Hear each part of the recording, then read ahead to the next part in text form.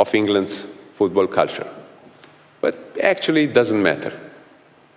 What matters is that there is still time to change your mind. Everyone makes mistakes. English fans deserve to have you correct your mistake. They deserve respect. Things around the football club as well. So he's going to try and hold his ground for as long as possible.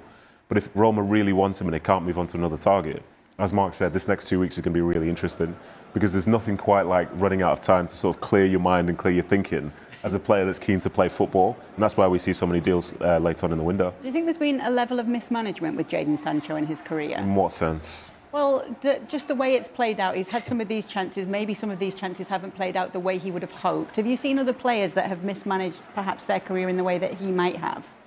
Possibly. Everyone's different. You know, there are ways that we like to see players play and to conduct themselves, and there are ways which players just do themselves that see best. It seems that since he's come to United, the system and the situation in England hasn't suited him. I think he took some time away for, personal issues as well. So he's somebody that appears to need to have an arm around him. But then, say, myself and lots of other players, we're from an era whereby you don't really put arms around people. You trust them to be able to know their job and do their job. So maybe he's not been in the right environment for him.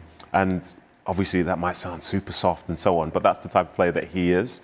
And I think when you look back at his time at Dortmund, when he was a huge success as a young player, you know that it's there. But who's going to be the next manager to unlock it? Because as time passes, people will start to have their doubts.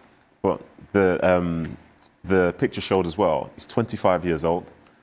It's the easiest thing to forget because we've spoken about him for so long. So there's still a lot of good years ahead of him, but it's about finding the right place and almost him himself accepting that the way that maybe he wants to do things isn't going to be the way that clubs want to do it as well.